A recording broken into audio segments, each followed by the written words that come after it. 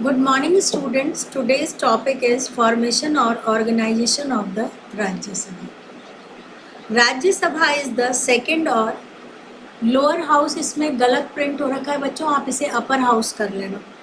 Upper house of the Indian parliament. इसे upper house इसलिए कहते हैं क्योंकि ये फिक्स टाइम पीरियड से पहले डिसॉल्व नहीं होती है। इसका टाइम पीरियड जितना है उतने समय तक इसके मेंबर बने रहते हैं। लोअर हाउस को कट करके आप अपर हाउस कर लें। It has less power as compare to Lok Sabha but still it has its own importance and significance. Rajya Sabha जो है वो सेकेंड हाउस या फिर अपर हाउस भी कहलाता है, ठीक है, इंडियन पार्लियामेंट के अंदर। इसको लोकसभा के कंपैरिजन में थोड़ी पावर कम है, लेकिन फिर भी इसका अपना महत्व है, इसीलिए इसकी सिग्निफिकेंस हमें देखने को मिलती है। अब ये बनती कैसे है, इसके पॉइंट्स में हम फर्स्ट पॉइंट पढ़ेंगे, number of members and process of election. The maximum number of members of Rajya Sabha is 250, but in present time it is 245. Out of these, 12 members are nominated by the president. These members are expert in the field of art, literature, field और लिखा हुआ है, और की जगह of कर लेना आप, of art, literature, science, social service और स्पोर्ट्स।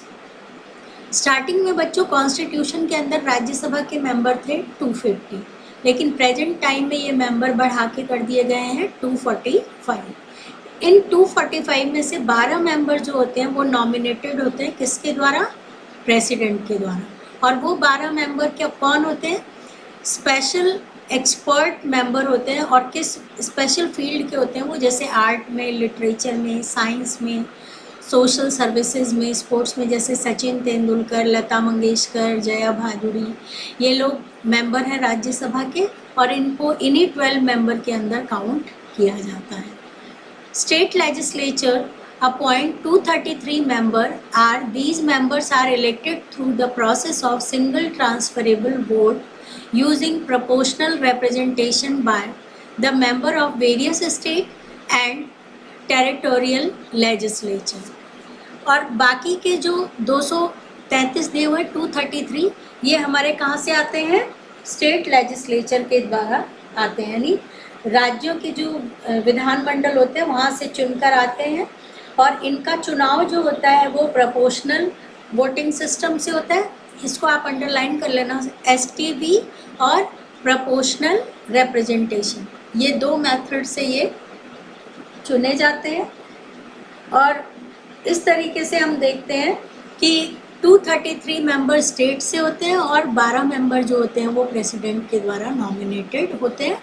टोटल हमारे हो गए 245। फिर इनकी क्वालिफिकेशन क्या होनी चाहिए?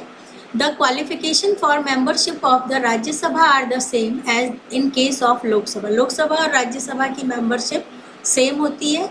सिर्फ डिफरेंस क्या होता है? एज में डिफरेंस होता है। लोकसभा के पर्सन जो होते हैं वो 25 साल के होने चाहिए, ठीक है, लेकिन इसके मेंबर जो है वो 25 साल के नहीं बल्कि कितने होने चाहिए? 30 साल के एज के कम से कम होने चाहिए, और उससे ज़्यादा के भी हो सकते हैं। सिर्फ एज में डिफरेंस है, बाकी वही सेम सारी यहाँ पे रिपीट नहीं की गई है। लेकिन आप जब नोट्स बनाएंगे तो उसमें आप लिखेंगे ही should be a citizen of India, he should he should not hold an office of profit under the Indian government or any state government. फिर he should not be declared as mentally disabled through any court and should not be bank corrupt. ये जो हमने लोकसभा में पढ़ी थी वही सारी qualification आपको यहाँ लिखनी है। सिर्फ एक क्वालिफिकेशन को चेंज करना है। वहाँ सेकंड में आपने पढ़ा था he should be of age 25 और मोर, उसकी जगह आपको लिखना है he should be of age 30 years और मोर। फिर है टेन्योर ऑफ मेंबर्स, सदस्यों का कार्यकाल। टेन्योर का मतलब होता है कार्यकाल, कितने समय के लिए चुने जाते हैं। Rajya Sabha is a permanent house which is never suspended. इसको आप अंडरलाइन करें क्योंकि ऊपर जहां हमने पढ़ा था राज्यसभा इज द सेकंड और अपर हाउस, लोअर गलत प्रिंट हो रखा था, उसको आपने अपर किया, इसे अपर हाउस क्यों कहते हैं? क्यों? क्योंकि राज्यसभा जो होती है वो परमानेंट हाउस होती है, ये कभी भी सस्पेंड नहीं होती है, जितना इसका टाइम पीरियड होता है उतने समय के लिए ये रहती है। The tenure of its member is 6 years and 1/3 of Rajya Sabha member retire after a period of every 2 years। ठीक है, ये प्रोसीजर एज इट इज याद करने हैं। 6 साल के लिए इसके सदस्य अपॉइंट किए जाते हैं और 1/3 मेंबर जो होते हैं वो हर साल, मतलब पीरियड ऑफ एवरी 2 years, हर साल नहीं, 2 साल बाद 1/3 मेंबर जो होते हैं इसके रिटायर होते जाते हैं। फिर है officers of the Rajya Sabha. Chairman and deputy chairman are the 2 officers of the Rajya Sabha. The vice president of Rajya Sabha is the ex officio chairman of the Rajya Sabha. His tenure is 5 years. The Rajya Sabha appoints one member from its members as the deputy chairman for a period of 6 years. अब ये जो राज्यसभा होती है उसके जो officer होते हैं वो कौन कौन होते हैं? राज्यसभा के पदाधिकारी 2 होते हैं, चेयरमैन और डेप्यूटी चेयरमैन। चेयरमैन जो होता है, जो इंडिया का वाइस प्रेसिडेंट होगा, वो ही उसका पदेन अधिकारी होगा। एक्स ऑफिशियो का मीनिंग मैंने प्रीवियस लेक्चर में बता दिया था कि एक पोस्ट के साथ जो दूसरी पोस्ट हमें फ्री में मिल जाती है उसे एक्स ऑफिशियो कहते हैं। तो जो वाइस प्रेसिडेंट होगा वो ऑटोमेटिकली क्या होगा? राज्यसभा का एक्स ऑफिशियो चेयरमैन होगा। फिर उसका जो कार्यकाल होगा वो 5 साल का ही होगा। ठीक है, वैसे तो राज्यसभा 6 साल की होती है, लेकिन जो चेयरमैन होता है उसका टाइम पीरियड जो होता है वो 5 साल का होता है। फिर जो राज्यसभा के मेंबर होते हैं उसी में से एक आदमी को डेप्यूटी चेयरमैन बना दिया जाता है और उसका टाइम पीरियड 6 years का होता है। ठीक है, अब हम पढ़ेंगे powers and function of the parliament. Parliament के पावर, संसद के क्या क्या फंक्शन होते हैं, कार्य होते हैं या शक्तियाँ। शक्तियाँ और कार्य एक ही बात है। आपके अगर बोर्ड एग्जाम में पावर आ जाए तो भी आपको यही लिखना है और फंक्शन आ जाए तब भी आपको यही लिखना है। ठीक है, the constitution has provided ample power to the parliament and the major power of the parliament can be listed as given below. देखो बच्चों, हमारी कंट्री में जो पार्लियामेंट के फंक्शन है इसमें एम्पल वर्ड दिया हुआ। एम्पल का मतलब होता है व्यापक, बहुत ज़्यादा विस्तृत या बहुत सारी शक्तियाँ दी गई हैं, पावर दी गई है, जिसमें फर्स्ट पावर है हमारा judicial power. The most important function of the parliament is formation of laws for nation's welfare. The parliament has the power to form laws on the subjects mentioned in union list and concurrent list. Although both the parliament and the legislature can make laws on the subjects mentioned in concurrent list, but in case of any dispute, the laws formed by the parliament will prevail. The parliament can also form laws on residual subject. बच्चों, सबसे पहली जो power है वो है हमारी judicial power. Judicial power को कहते हैं विधायी शक्तियाँ। मेकिंग लॉज जो होते हैं, कानून बनाने से संबंधित जो शक्तियाँ होती हैं उसे इंग्लिश में जुडिशियल पावर कहते हैं। और ये पार्लियामेंट का बहुत ही इम्पॉर्टेंट फंक्शन है। पार्लियामेंट के पास क्या होता है, 2 लिस्ट पे ये लॉ बनाती है। एक तो यूनियन लिस्ट पे केंद्र से संबंधित, और एक बनाती है कॉन्करेंट, समवर्ती सूची जिसे हम कहते हैं, जिसमें राज्य और केंद्र दोनों का अधिकार होता है। और फिर इन दोनों लिस्ट के अलावा जो हमारे बचे कुचे सब्जेक्ट होते हैं, रेजिडुअल का मतलब होता है बचे हुए, उन पर भी कानून का निर्माण कौन करती है? हमारी पार्लियामेंट करती है। नेक्स्ट है हमारा, फिर नेक्स्ट फंक्शन है हमारा power of making amendments in the constitution. Amendments कहते हैं संशोधन को, कॉन्स्टिट्यूशन मतलब संविधान। संविधान के अंदर जो हमारे चेंजेस होते हैं उसे हम अमेंडमेंट्स कहते हैं। तो दूसरी पावर पार्लियामेंट के पास यानी संसद के पास कौन कौन सी होती है?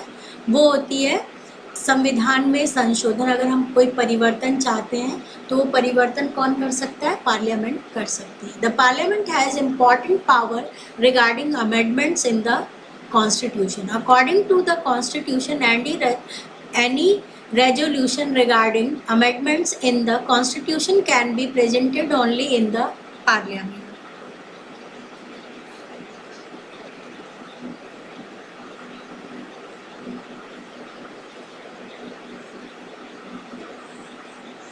बच्चों, ये कोई भी कानून में परिवर्तन जो करने का अधिकार है वो हमारे पार्लियामेंट को ही दिया गया है. फिर जो पार्लियामेंट के अंदर हम देखते हैं कि जितने भी हमारे